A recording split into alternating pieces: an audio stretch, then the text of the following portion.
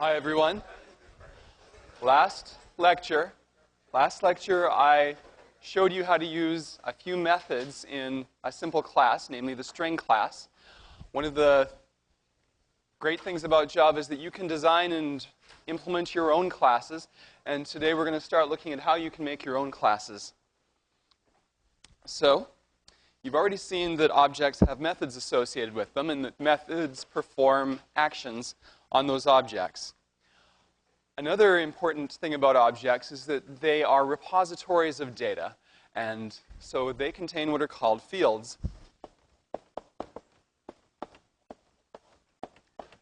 And fields are variables that are stored inside objects.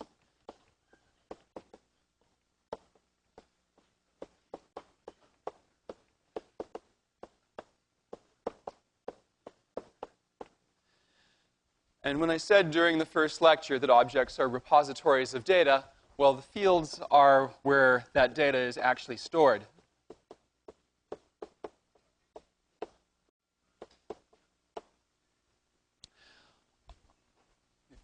Let me also mention that fields have another name. Field is the short name. They're also known as instance variables.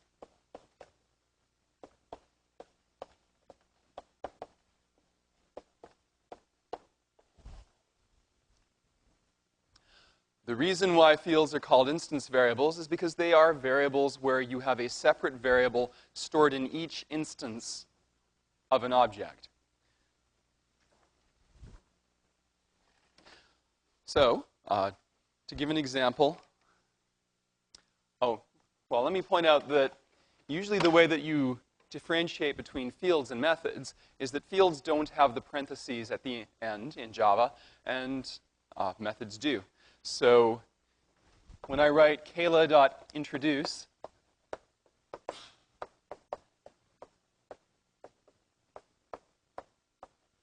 then you can tell by the parentheses that that's probably a method call.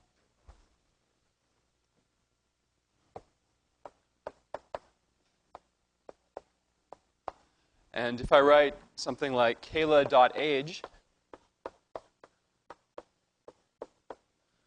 the lack of parentheses hints to you that that's really a field. All right, so let's write a class definition for the human class. In Java, you use the class keyword to tell Java that you're going to declare a class. And then you give your class a name. So I want to define a human class so that I can create a bunch of human objects. And a human object should have some information about it. We'd maybe like to know the age of the human. So we're going to store that as an integer. And so we declare a field called age of type int. And the public means that other classes can see the age of this class. We'll learn more about that later in the semester. We'd also like to know the name of the human. So we'll store the name as a string.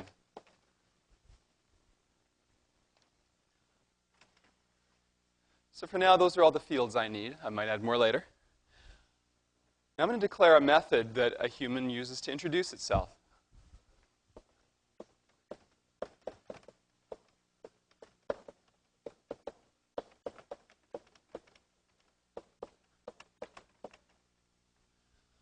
So this is declaring that every human is going to have a method called introduce that takes no parameters and returns nothing, and that any other class can call. Again, we'll learn more about the details of what these words mean later, but right now this is a simple way you can do your method definitions. And in this case, we'll just have the human print out a string that says a few things about the human.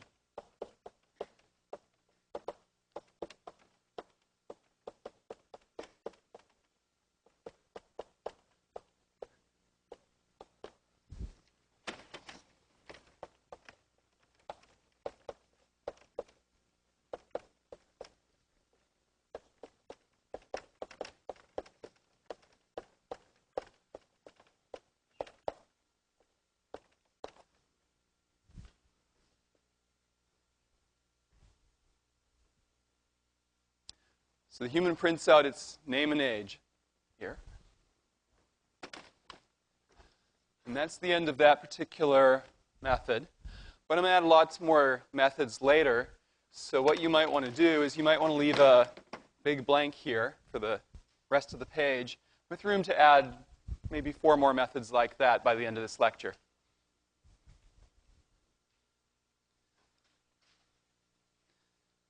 All right, so age and name are both fields of a human object.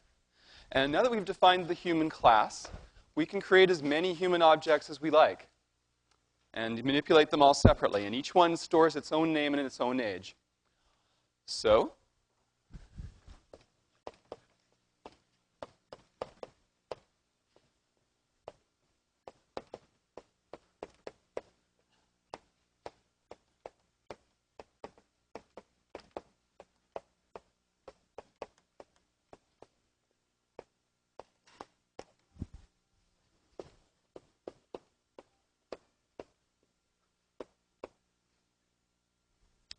now let's write some code that uses that class. I want to create a new human named Kayla by executing the following code. Where does the code that I'm about to write down go? Well, it could go just about anywhere. It could go in a different class. It could go in a method inside the human class. It could go just about anywhere. So I'm just going to write down the code, and you can use it anywhere you like. So let's create a human. I'm going to define a new variable called Kayla of type human. And that's going to store a reference to a human object. And I'm going to create a human object for it to reference. So let's call the human constructor and create a brand new human. So when I execute that line of code, I'm going to add more code here, so I'm going to put the picture a little lower. What happens is, first of all, a brand new human object gets constructed.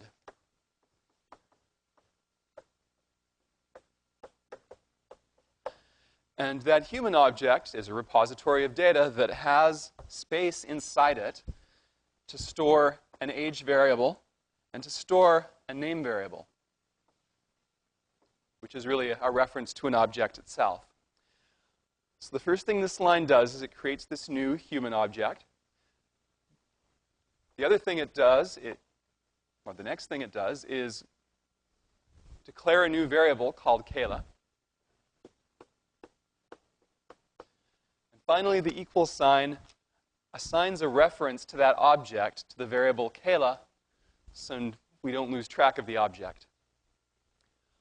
All right, the next line of code is now I want to fill in an age and a name for Kayla. So I'm going to set it Kayla's age equal to 12. And so when I execute that line, what Java does is it actually finds the variable Kayla, follows the arrow till it finds the object, and then writes a 12 into the age box. I'm going to do the same thing with Kayla's name.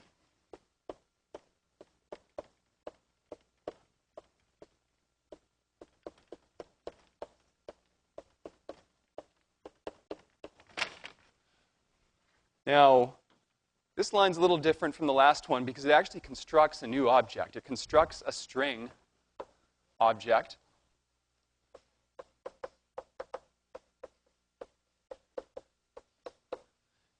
And that string object represents the string Kayla.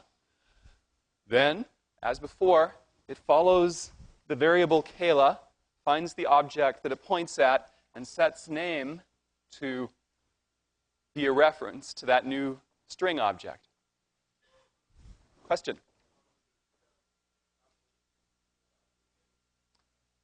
This has nothing to do with the fact that strings are immutable, actually. You could do the same thing with any object, just like that. Well, we can change this reference later on if we want and make it point to a different string. We can do that. What we cannot do is we cannot change what this particular object represents. If we want to change the name, we have to make it point to a new string object and not try to change the existing string object. Question in the front, please.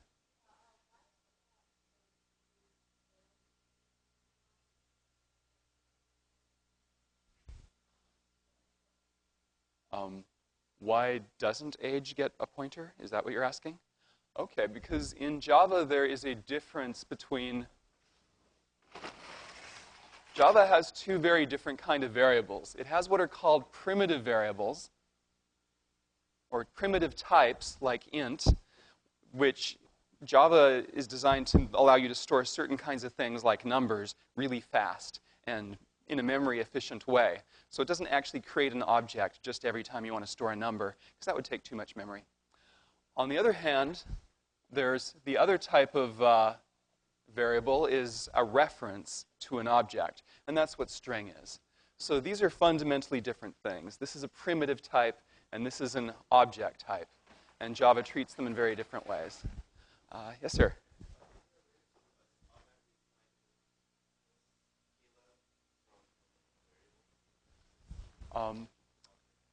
No, Java doesn't have a way to convert the name of a variable into a string like that. Yes? Yes, we can change the 12 to 15 or 2 or anything else anytime we want. That's right. Yes, sir? Sorry, can you speak louder? So yes, it's okay to not have a constructor, because if you don't write a constructor yourself, Java automatically provides a default constructor for you, which basically does nothing. And I'll talk about that again in a few minutes. So now that we've set this stuff up, let's call our method, our introduce method. And we do that simply by writing kayla.introduce. Okay.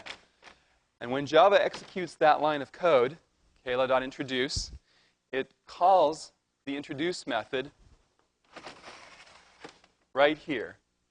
And when it calls this method, well, it goes ahead and executes it. So we're going to print something to the screen. We're going to print a string, which is made by concatenating a bunch of strings together. Remember that plus is shorthand for concatenate strings when the operands are strings. So it's going to concatenate I'm and name. Well, wait a sec. Which name is it going to concatenate? There could be a whole bunch of human objects, right? But Java remembers that when I called the introduce method, I called it on a specific object, namely Kayla. So Java remembers that this is the human that I'm calling introduce on. And so when we ask for the name, Java automatically knows that that means Kayla.name. When we ask for the age, Java remembers that that really means Kayla.age. And so it fills in Kayla's name and age, and the output that's written to the screen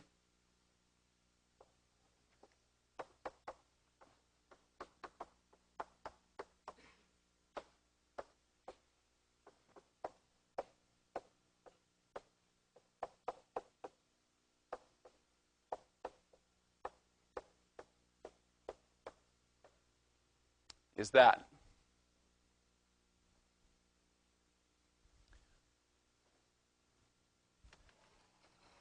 Now, if I had not said Kayla.introduce here, if I had said, say, Rishi.introduce instead, what would have happened? Well, we wouldn't have gotten this string. Instead, Java would have called introduce on Rishi, and we would have got Rishi.name and Rishi.age instead.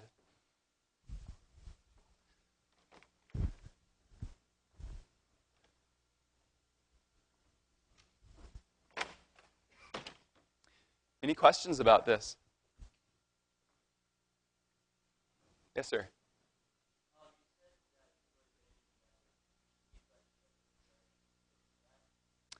If Rishi wasn't declared?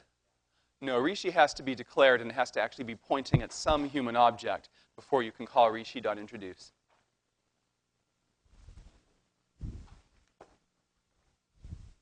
Okay. Let's add another method. Because the next thing I want to demonstrate is, well, this introduce method only operates on one human object. What if I want to write a method in the human class that can operate on 2 or maybe more human objects? How do I do that? Well, what you do is you have one object, which is sort of the main human object, the one that you're actually calling the method on, and then you pass in the other ones as parameters. So suppose I want a method that copies the fields from one human object to another human object. Here's how I do that.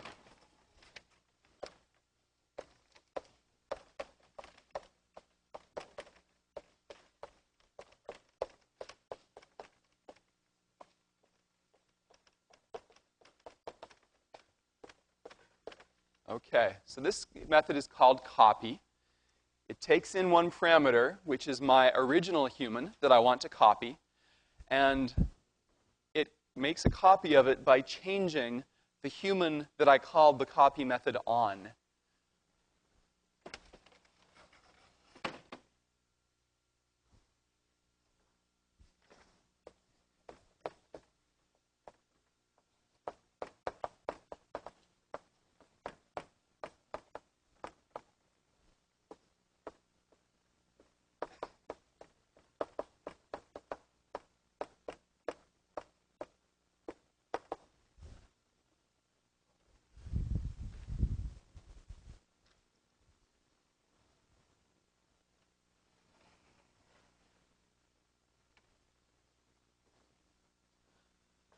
So that's the method.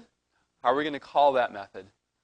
Well, I want you to suppose that we have a human variable named Rishi that points to some human object that's already been initialized. I'm not going to take the time to draw it now, but if we have that, we can write Kayla.copy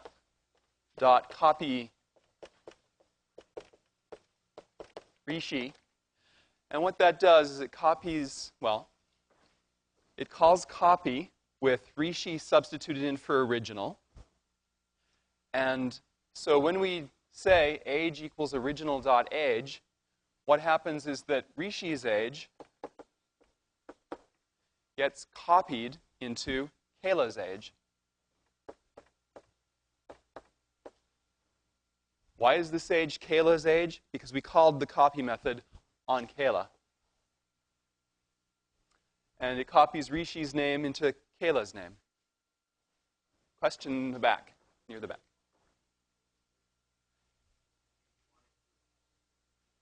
Yeah, if you reverse it, then it'll copy Kayla's fields into Rishi's, and it's not a problem. You can do that. Yes, sir?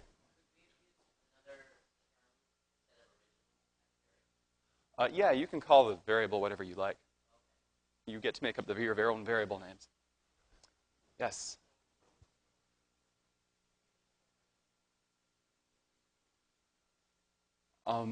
That's right. So after that's executed, this age has been replaced by Rishi's age, whatever it is, and this pointer has been replaced by a pointer to whatever string Rishi is pointing at. Now Rishi and Kayla are both pointing at the same string. Yes, sir? It is the same string object. This is not making a copy of the string object. That's right. Yes? Mm-hmm.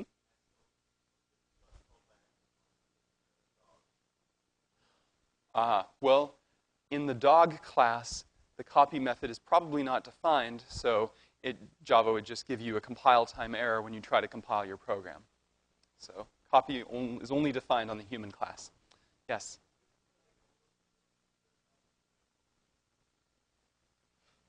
Let's see. I think Java might have some built-in thing for copying a whole bunch of fields all at once, but it's not, I don't actually remember how that's done. Normally, you would just write code that copies all the fields one by one.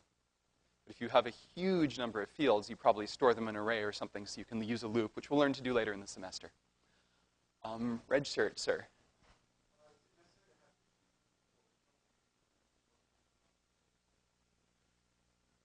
Yeah, it is necessary to, whenever you declare a method, it is absolutely necessary to say what type each parameter is. You can't leave that out.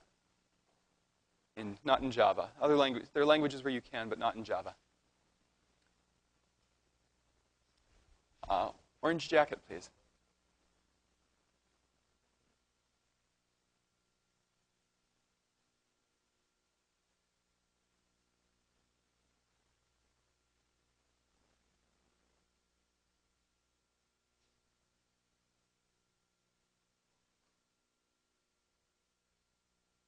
I'm sorry, you're asking what if there were no Rishi, or?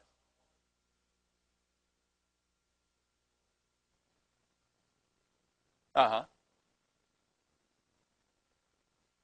If you have not declared a variable called Rishi at all, and you try to write rishi.introduce, the compiler will give you an error and won't compile your program. Okay, I think I need to go on at this point. So, more questions later.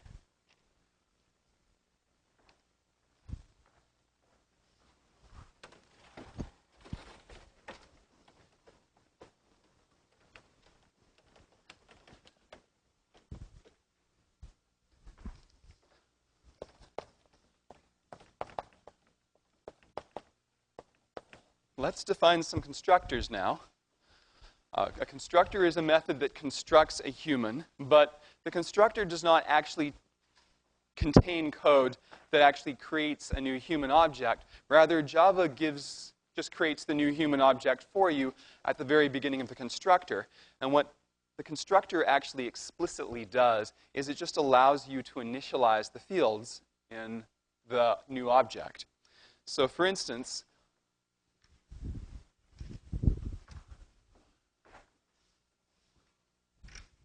I'm going to add a constructor here that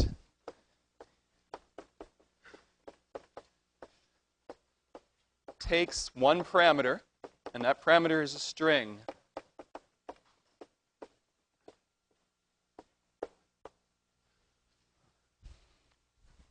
Now you'll notice one interesting difference between the constructor syntax in Java and other method syntax. In most methods, you have to say the name of the method and what the method returns, if anything. Void means it doesn't return anything. But with a constructor, you combine them into one because a constructor has to have the same name as the class, always. And a constructor always returns an object of the class. So this is a constructor called human that returns a human. And this particular constructor is going to assume that all humans are 12 years old when they're born. And it gives them a name based on the parameter.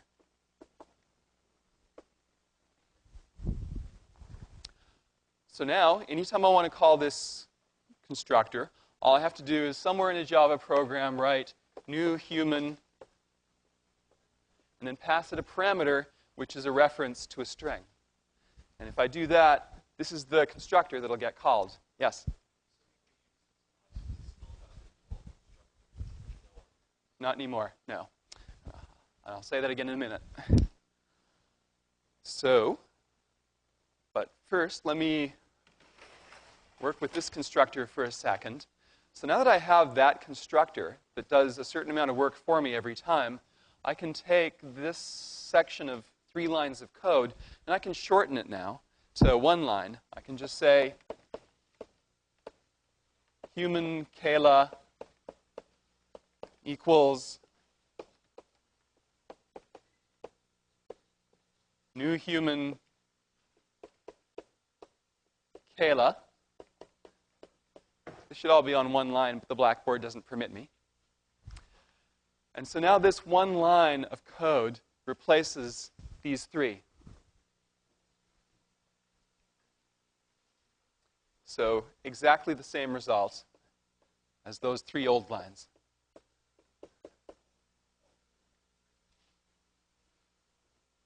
And now to answer the question that was asked of me a minute ago,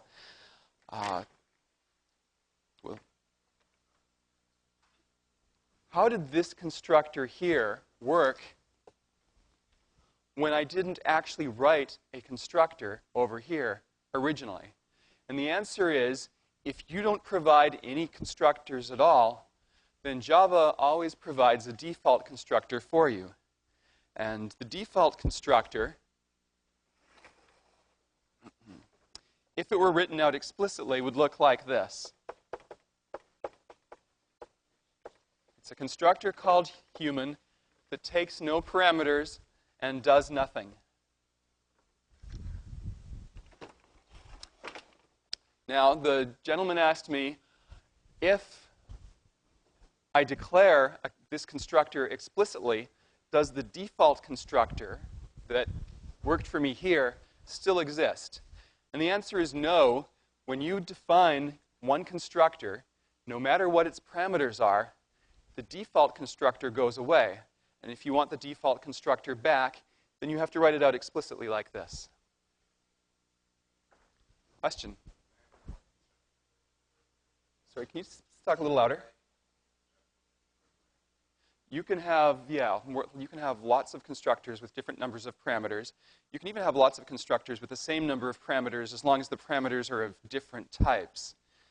So you can have 100 different human constructors, and they just differ from each other on what the types are and what the number of parameters are. Yes, ma'am? Why does the constructor have to be public? Well, actually, it doesn't have to be public, but if you want other classes to be able to call this constructor, then it has to be public. And we'll talk about what public and private means in about a week or two in detail. In the back. The constructor absolutely, positively always has to be the same name as the class. No exceptions. That's right. Yes?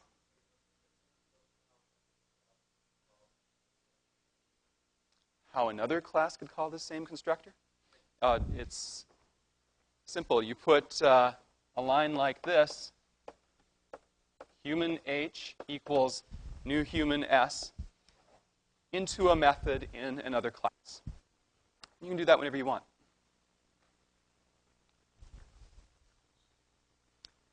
All right. You can also override the default constructor. If you don't like the default constructors doing nothing, then you can make it do something by filling code in here explicitly. So I might want the default constructor to always set the age to 0 and always set the name to be untitled or something like that.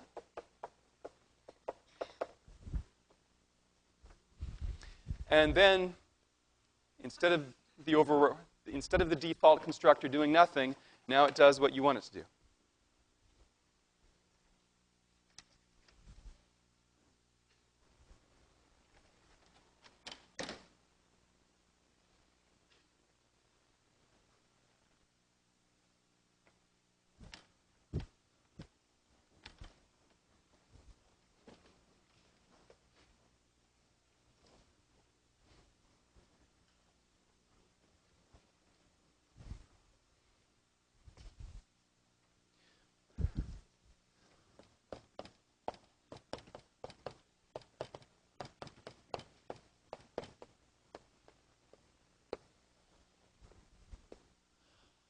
Java has a keyword called this.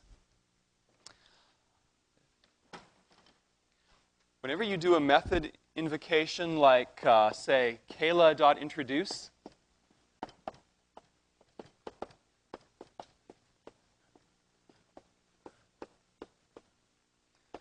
I told you that Java remembers that introduce was called on Kayla. Here's one mechanism by which it remembers that. When you call Kayla introduce, that implicitly passes an extra parameter.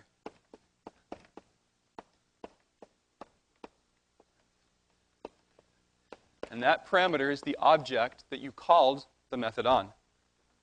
In this case, Kayla is passed in as a sort of hidden parameter. And that hidden parameter is called this.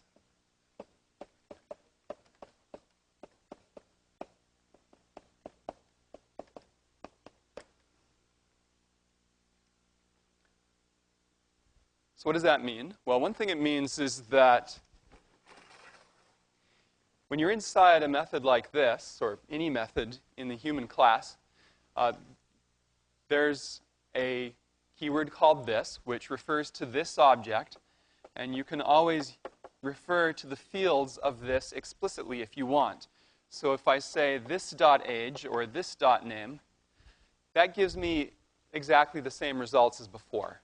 So I can use age as shorthand, but if I want to be explicit about it, I can say this.aged as well. And there are some cases where you do need to be explicit about it.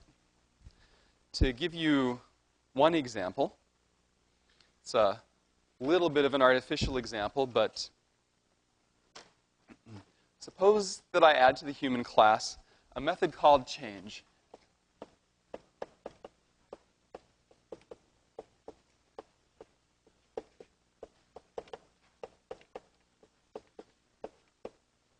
Okay, so I mean for this method to be over there in the human class.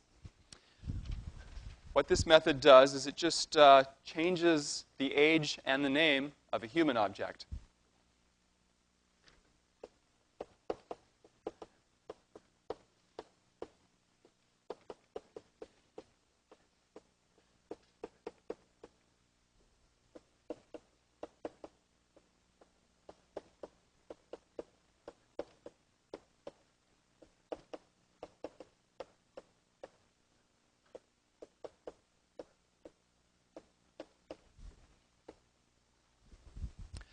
And I've done something that might seem a little bit wacky at first, but actually it kind of makes sense, which is I've passed in a parameter called age.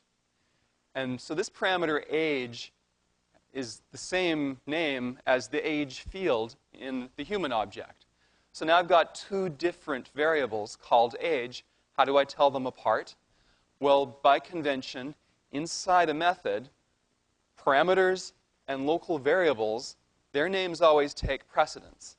So if I just write down age, that refers to the parameter, not the field in Kayla. And if I write down name, that refers to the local variable, not the field in Kayla. So how do I address the field in Kayla? Well, now in this particular case, I need to explicitly say this dot age, which means Kayla's age, and this dot name, which means Kayla's name.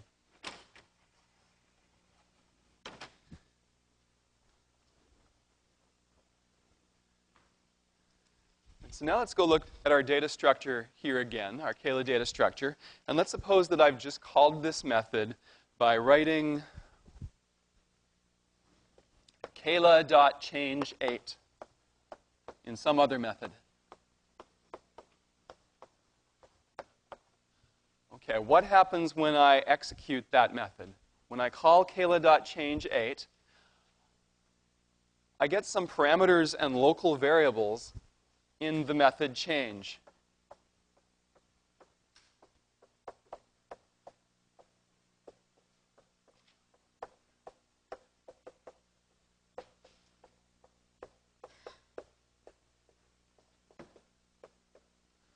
So first of all, I have a parameter called age. And since I passed in 8 here, that's what that parameter gets set to, is 8. And second of all, I've got a local variable called name.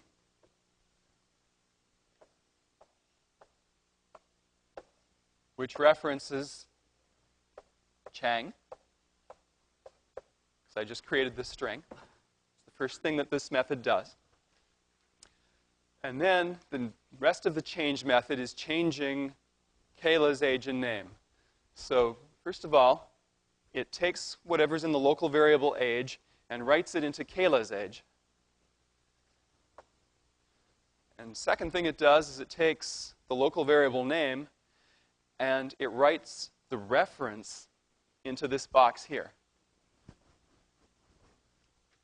So now this box points at this object down here.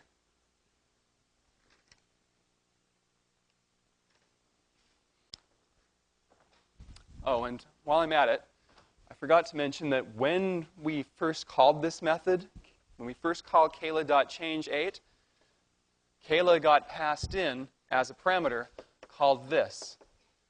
So what that means is that whatever's in the Kayla box gets copied into the this box when I write Kayla.change.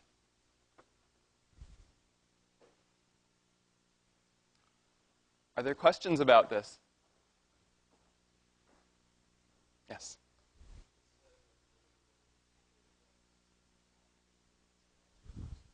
Well, whatever's in the Kayla box gets copied into this box. So this is duplicated here. Maybe I misspoke.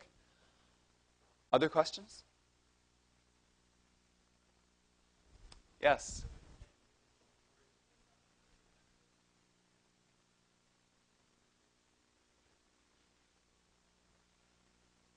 Can you say that again? Can I use this outside of the method that I'm calling? No. So inside any of these method calls, I can use this, but it refers to whatever object these methods were called on. And this disappears when the method finishes.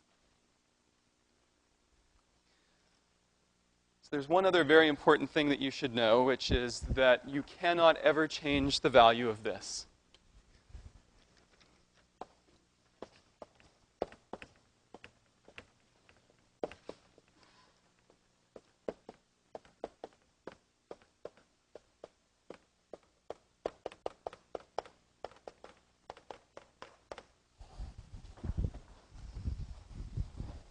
If you ever try to say this equals something else, you'll get a compiler error.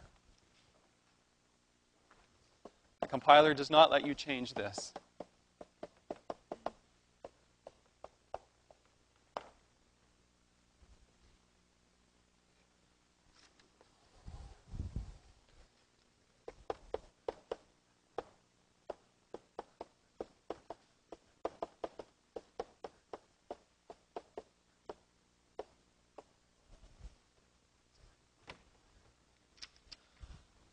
There's another Java keyword that you should know. It's called static.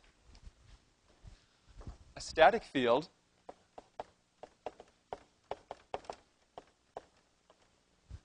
is different from a regular field. Like a regular field, it's a variable, but there's just one. It's a single variable shared by a whole class of objects.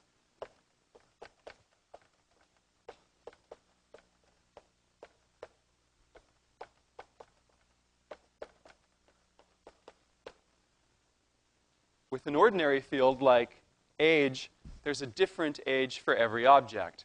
With a static field, there is not a different field for every object. There's just one field that all the objects share.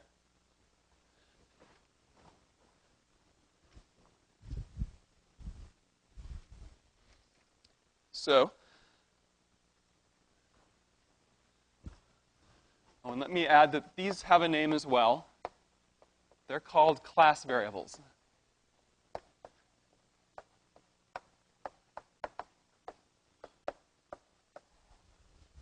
So instance variables are variables where every object has its own copy of the variable, or its own unique variable. Class variables are variables where there's only one shared by the entire class.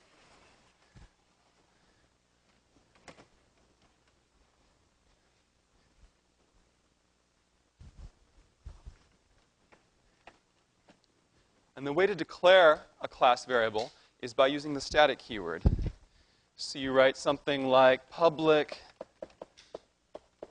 static int number of humans.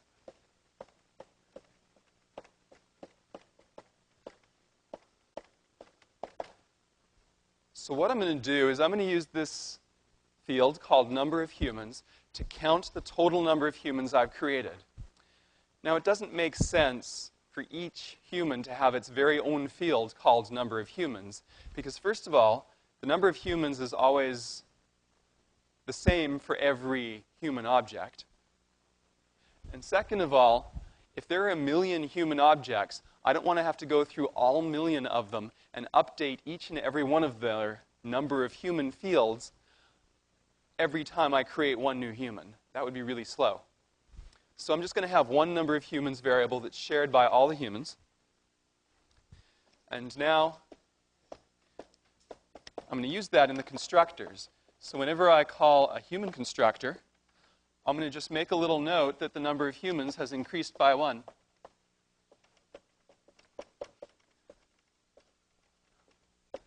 By the way, Java has a special shorthand, ++, that lets you increase an integer variable by 1. Question? Well, it's always a nicety. You can do that. As it happens, it's a default in Java that something that's not initialized gets initialized automatically to 0. But Sure, in this case, let's make it explicit. So that'll initialize it to 0 when the human class is first declared. Yes?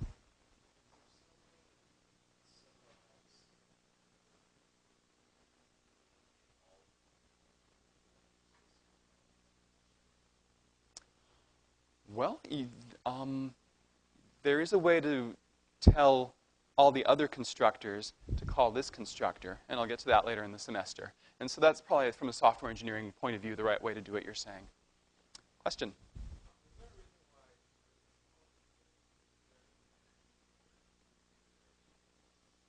You mean this? I don't know the history of why this is called this, but it's true in a lot of languages.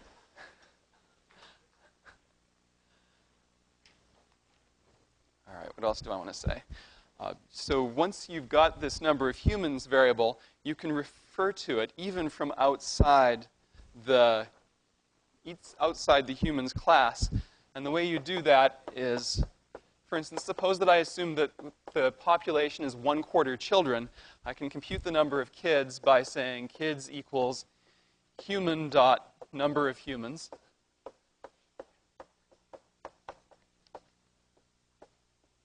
Over 4. Another example of a static field is system.out. Just thought you should know.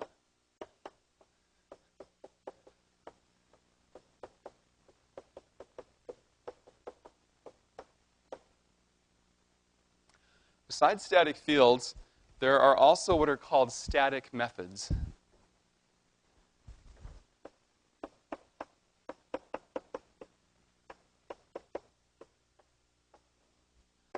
Static method is kind of a related idea. A static method is one that doesn't implicitly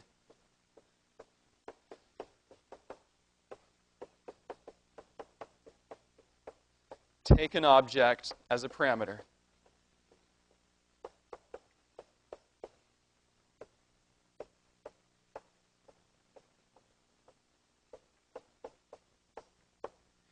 In other words, in a static method, there is no this. Now, why would you want a static method? Because there are some methods that really just don't have anything to do with any one particular object and shouldn't have anything to do with any one particular object. So like I might want to have a method that prints the number of humans.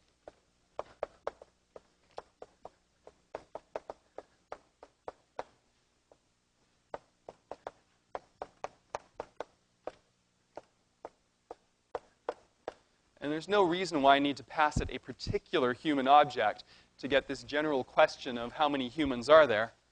Instead, so I just make the method static.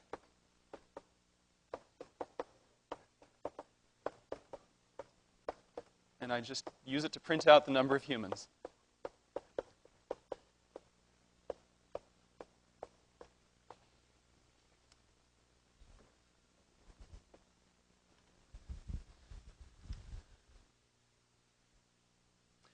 And by the way, the reason why I didn't have to write humans.number of humans is because this is inside the human class. You only have to include human.number of humans when you're doing this from outside the human class. Though, if you're not sure, you can just always include it if you want to. And then if I want to call print humans from another class, then I write humans.printhumans.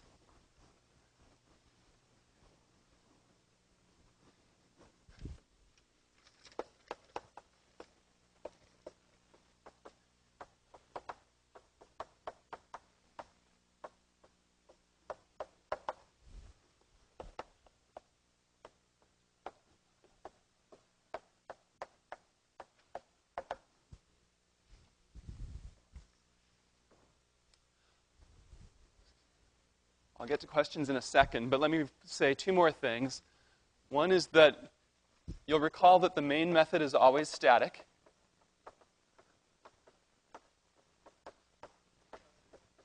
Yeah? Oh, yeah, thank you. You're right. So the main method is always static because when you're first starting a program, you don't have any object to pass in yet. And another very important thing to always remember is that in a static method,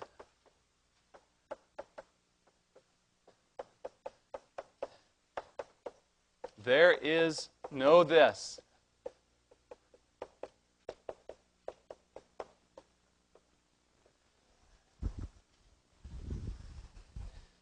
And if you try to refer to this at all inside a static method, you get a compile time error.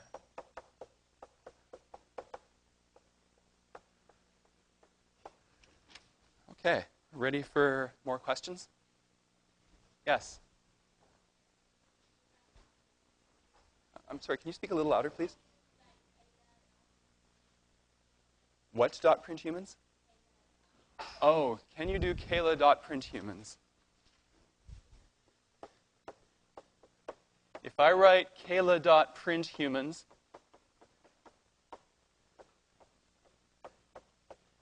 then the answer is yes, that actually works. Java will do exactly the same thing in either of these two cases.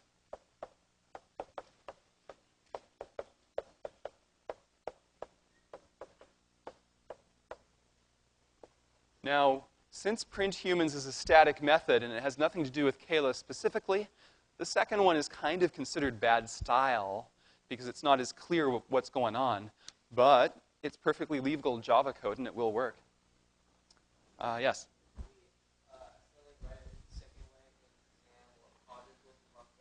Nah, I'm not that anal.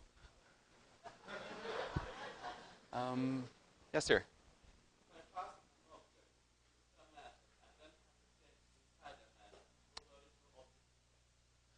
If you pass an object into a method and the fields of the object change inside the method, then yes, the original object is changed. That's right. And we'll see lots of examples of that in the next week or two. Other questions? Yes, sir. If this dot print humans, you could use this dot print humans as long as it's in a non-static method inside the humans class. I don't know why you would want to, but it would work. Yes? You can't use this outside of a method? Well, you can't actually use any line of executable code outside of a method at all. So, yeah. Okay, we have 1 minute left, so I'm going to go over one last thing.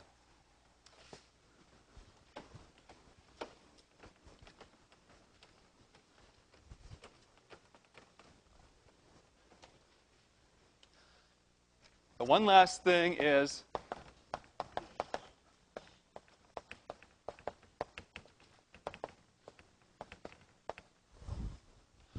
how long do variables survive in a Java program? What is their lifetimes?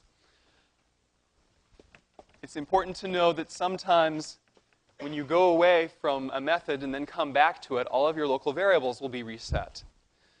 You can't expect them to keep around the old values. You probably already know this from Scheme or MATLAB, but a local variable, one that's declared inside a method, is gone forever as soon as the method ends.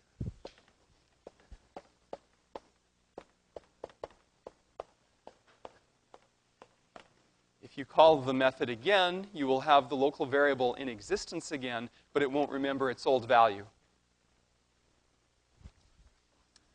An instance variable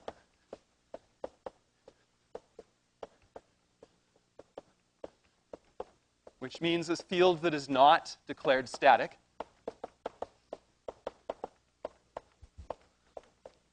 lasts as long as the object exists.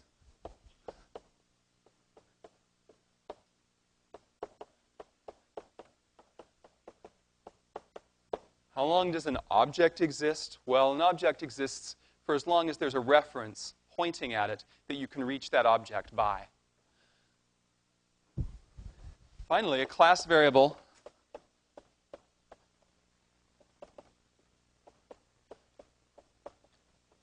or in other words, a field that you do declare static, lasts as long as the program is running.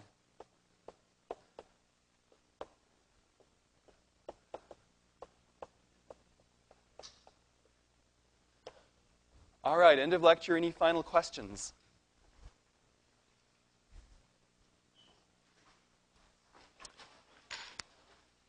All right, so I'll take your question in person.